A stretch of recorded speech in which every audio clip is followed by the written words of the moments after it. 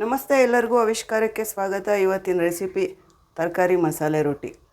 Usually ಮಸಾಲೆ ರೊಟ್ಟಿ ಅಂದರೆ ನಾವು ಅಕ್ಕಿ ಹಿಟ್ಟು, ರಾಗಿ ಹಿಟ್ಟು ಎಲ್ಲ ಸಪ್ರೇಟಾಗಿ ಬಳಸಿ ಮಾಡ್ತೀವಿ. ಇವತ್ತಿನ ರೆಸಿಪಿನಲ್ಲಿ ನಾನು ಅಕ್ಕಿ ಹಿಟ್ಟು ಮತ್ತು ರಾಗಿ ಹಿಟ್ಟು ಎರಡನ್ನೂ ಸಮ ಪ್ರಮಾಣದಲ್ಲಿ ಮಿಕ್ಸ್ ಮಾಡಿ ಮಾಡ್ತಾಯಿದ್ದೀನಿ.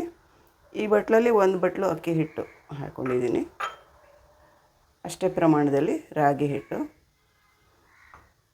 ಸ್ವಲ್ಪ ಕರಿಬೇವಿನ ಸೊಪ್ಪನ್ನ ಸಣ್ಣದಾಗಿ ಹಚ್ಚಿಬಿಟ್ಟು ಹಾಕ್ಕೊಳ್ತಾ ಇದ್ದೀನಿ, ಹಸಿಮೆಣಸಿನ್ಕಾಯಿ,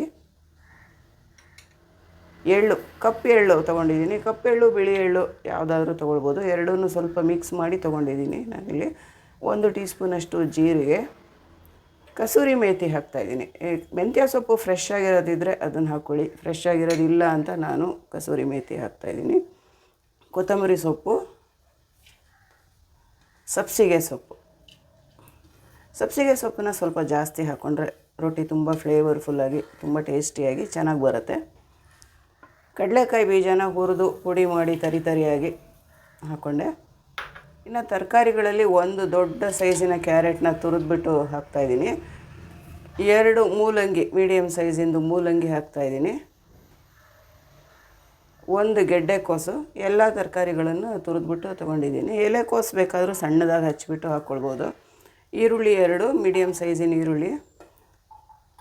ಈ ರೊಟ್ಟಿದು ಒಂದು ವಿಶೇಷ ಅಂತ ಅಂದರೆ ಇದನ್ನು ನೀರು ಹಾಕ್ದೇ ಇಷ್ಟನ್ನು ಮಿಕ್ಸ್ ಮಾಡಿ ಕಲಸಿ ಒಂದು 2-3 ತಿಂಗಳು ಫ್ರೀಝರಲ್ಲಿ ಸ್ಟೋರ್ ಮಾಡ್ಕೊಳ್ಬೋದು. ಬೇಕಾದಾಗ ತೆಕ್ಕೊಂಡು ಸ್ವಲ್ಪ ನೀರು ಹಾಕಿ ಕಲಿಸ್ಕೊಂಡು ರೊಟ್ಟಿ ಮಾಡ್ಕೊಳ್ಬೋದು. ಉಪ್ಪು 2 ಟೀ ಸ್ಪೂನಷ್ಟು. ಇಷ್ಟನ್ನು ಚೆನ್ನಾಗಿ ಈಗ ಮಿಕ್ಸ್ ಮಾಡ್ಕೊಳ್ಳೋಣ.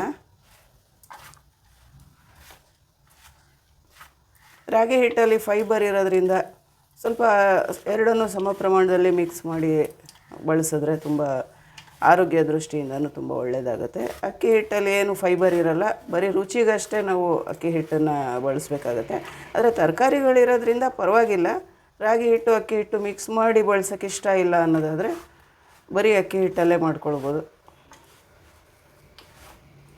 ಇದನ್ನು ಚೆನ್ನಾಗಿ ಈ ರೀತಿ ಮಿಕ್ಸ್ ಮಾಡಿಬಿಟ್ಟು ಇದನ್ನು ಫ್ರೀಝರಲ್ಲಿ 2-3 ತಿಂಗಳವರೆಗೂ ಸ್ಟೋರ್ ಮಾಡ್ಬೋದು. ಎಷ್ಟು ಬೇಕೋ ಅಷ್ಟಕ್ಕೆ ಮಾತ್ರ ತೆಕ್ಕೊಂಡು ನೀರು ಹಾಕ್ಕೊಂಡು ಕಲಸಿ ರೊಟ್ಟಿ ಮಾಡ್ಕೊಳ್ಬೋದು. ಇದೀಗ ಚೆನ್ನಾಗಿ ಮಿಕ್ಸ್ ಮಾಡಿದ್ದಾಯಿತು. ಚೆನ್ನಾಗಿ ಯಾಕೆ ಮಿಕ್ಸ್ ಮಾಡಬೇಕಂದ್ರೆ ಉಪ್ಪು ಖಾರ ಎಲ್ಲ ಯೂನಿಫಾರ್ಮಾಗಿ ಇದಕ್ಕೆ ಸೇರಬೇಕಾಗತ್ತೆ ಹಿಟ್ಟಲ್ಲಿ.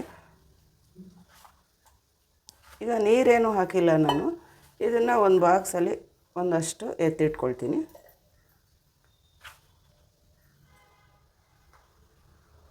ಅರ್ಜೆಂಟಾಗಿ ಏನಾದರೂ ತಿಂಡಿ ಬೇಕು ಅಂದಾಗ ಇದನ್ನು ತೆಕ್ಕೊಂಡು ನೀರಾಗಿ ಕಲಿಸ್ಕೊಂಡು ರೊಟ್ಟಿ ಮಾಡ್ಕೊಳ್ಬೋದು. ಇಷ್ಟನ್ನು ತೆಗೆದಿಟ್ಕೊಂಡಿದ್ದೀನಿ. ಸ್ವಲ್ಪ ಮಾತ್ರ ನೀರು ಹಾಕಿ ಮಿಕ್ಸ್ ಮಾಡ್ಕೊಳ್ತೀನಿ.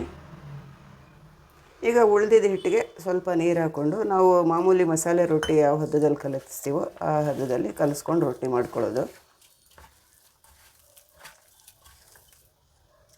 ಜಾಸ್ತಿ ನೀರು ಹಿಡಿಸಲ್ಲ, ಯಾಕೆಂದರೆ ಮೂಲಂಗಿ ಹಾಕಿರೋದ್ರಿಂದ ಮೂಲಂಗಿನಲ್ಲಿರೋ ನೀರೆಲ್ಲ ಸಾಕಷ್ಟು ಬಿಟ್ಕೊಂಡಿರುತ್ತೆ ಇದರಲ್ಲಿ.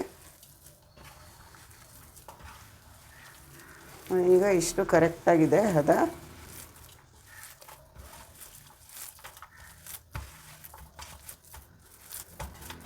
ಈಗ ರೊಟ್ಟಿ ರೆಡಿ ಮಾಡ್ಕೊಳ್ಳೋಣ. ನಾನಿಲ್ಲಿ ತವಾ ಮೇಲೆ ಡೈರೆಕ್ಟಾಗಿ ತಟ್ಬಿಟ್ಟು ಮಾಡ್ತಾಯಿದ್ದೀನಿ. ಟೆಫ್ಲಾನ್ ಶೀಟ್ ಮೇಲೆ ತಟ್ಟಿ ತವಾ ಮೇಲೆ ಬೇಯಿಸ್ಕೊಳ್ಬೋದು. ಯಾವ ಮೆಥಡ್ ಬೇಕಾದರೂ ಫಾಲೋ ಮಾಡ್ಬೋದು. ರೊಟ್ಟಿ ಗರಿಯಾಗಿ ತುಂಬ ಚೆನ್ನಾಗಿ ಬರುತ್ತೆ. ಇಷ್ಟಪ್ಪ ಉಂಡೆ ತೊಗೊಂಡು ತಟ್ಟಕ್ಕೆ ಶುರು ಮಾಡ್ತೀನಿ. ಸ್ವಲ್ಪ ಒದ್ದೆಕಾಯಿ ಮಾಡಿಕೊಂಡ್ರೆ ಸುಲಭವಾಗಿ ಹರಡೋದಕ್ಕೆ ಬರುತ್ತೆ. ಇದನ್ನು ತಣ್ಣೀರು ಹಾಕಿ ಕಲಿಸ್ಬೇಕು ಮಸಾಲೆ ರೊಟ್ಟಿನ, ಯಾಕೆಂದರೆ ಬಿಸಿನೀರು ಹಾಕ್ಬಿಟ್ರೆ ಹಿಟ್ಟು ಬೆಂದಂಗೆ ಆಗಿಬಿಡುತ್ತೆ, ಗರಿಯಾಗಿ ಚೆನ್ನಾಗಿ ಬರಲ್ಲ.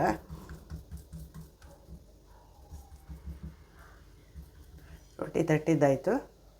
ಈಗ ಮಧ್ಯದಲ್ಲಿ ಒಂದು ಹೋಲ್ ಮಾಡಿಬಿಟ್ಟು ಎಣ್ಣೆ ಹಾಕೋಣ. ಈಗ ಬೇಯೋದಕ್ಕೆ ಇಡೋಣ.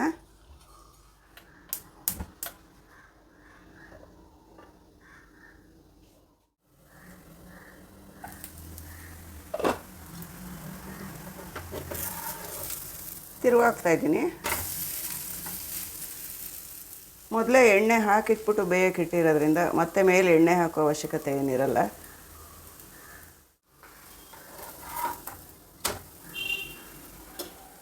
ಈಗ ಇದಾಗಿದೆ. ನಾನು ಇದನ್ನು ಒಂದು ಪ್ಲೇಟ್ಗೆ ಅಂತ ತಗೊಳ್ಳಲ್ಲ, ತವ ಸಮೇತನೇ ತೆಗಿತಾ ಇದ್ದೀನಿ. ಇನ್ನೊಂದನ್ನು ಈ ಥರ ಬಾಣಲಿನಲ್ಲಿ ಇನ್ನೊಂದು ರೊಟ್ಟಿ ತಟ್ಟಿದ್ದೀನಿ. ಒಂದು ಬೆಂದಿದ ತಕ್ಷಣ ಇನ್ನೊಂದು ಇಡೋದಕ್ಕೆ ಸರಿ ಹೋಗುತ್ತೆ. 2 ಇಟ್ಕೊಂಡ್ರೆ ಮಸಾಲೆ ರೊಟ್ಟಿ ಫಾಸ್ಟಾಗಿ ರೆಡಿ ಆಗುತ್ತೆ. ಇದ್ರ ಮೇಲೊಂದು ಲಿಡ್ ಕವರ್ ಮಾಡಿ ಬೇಯಕ್ಕೆ ಬಿಡ್ತೀನಿ. ನೋಡೋಣ, ತುಂಬ ಚೆನ್ನಾಗಿ ಬೆಂದಿದೆ. ಬಾಣಲಿನಲ್ಲಿ ಬೇಯಿಸಿದಾಗ 2 ಸೈಡು ಬೇಯಿಸೋ ಅವಶ್ಯಕತೆ ಇರಲ್ಲ. ಸ್ವಲ್ಪ ತಣ್ಣಗಾದ್ಮೇಲೆ ಇದನ್ನು ತೆಗಿಬೇಕಾಗುತ್ತೆ. ತಕ್ಷಣ ತೆಗಿಯೋಕೆ ಹೋದರೆ ಮುರಿದೋಗೋ ಚಾನ್ಸಸ್ ಇರುತ್ತೆ. ಹೆಲ್ತಿಯಾದ ಡಿಫ್ರೆಂಟ್ ತರಕಾರಿಗಳು, ಸೊಪ್ಪುಗಳು ಎಲ್ಲ ಬಳಸಿ ಮಾಡಿರೋ ಅಕ್ಕಿ ರಾಗಿ ಸಮ ಪ್ರಮಾಣದಲ್ಲಿ ಮಿಕ್ಸ್ ಮಾಡಿರೋ ಈ ರೊಟ್ಟಿ ಜೊತೆ ಬೆಸ್ಟ್ ಕಾಂಬಿನೇಷನ್ ಅಂದರೆ ತುಪ್ಪ ಅಥವಾ ಬೆಣ್ಣೆ ಯಾವುದಿದ್ರೂ ಚೆನ್ನಾಗಿರುತ್ತೆ. ಹೇಗನ್ನಿಸ್ತು ಟ್ರೈ ಮಾಡಿ ನೋಡಿ, ಕಮೆಂಟ್ ಮಾಡಿ ತಿಳಿಸಿ. ಒಂದು ಲೈಕ್ ಕೊಡೋದನ್ನು ಮರಿಬೇಡಿ. ಚಾನಲ್ನ ಸಬ್ಸ್ಕ್ರೈಬ್ ಮಾಡ್ಕೊಳ್ಳೋದನ್ನು ಮರಿಬೇಡಿ. Thank you. ಇದು ಬಾಣಲಿನಲ್ಲಿ ತಟ್ಟಿದ್ದು ಎಷ್ಟು ಗರಿಯಾಗಿ ಚೆನ್ನಾಗಿ ಬಂದಿದೆ ಅಂದರೆ, ಒಂದೇನು ಅಂದರೆ ನೀವು ಬಾಣಲಿನಲ್ಲಿ ಮಾಡುವಾಗ ಸ್ವಲ್ಪ ಎಣ್ಣೆ ಜಾಸ್ತಿ ಬಳಸಬೇಕಾಗತ್ತೆ ಅಷ್ಟೇ. ಈ ತವ ಮೇಲೆ, ನಾನ್ ಸ್ಟಿಕ್ ತವ ಮೇಲೆ ಅಷ್ಟೊಂದು ಎಣ್ಣೆ ಬಳಸೋಬೇಕಾಗಿಲ್ಲ.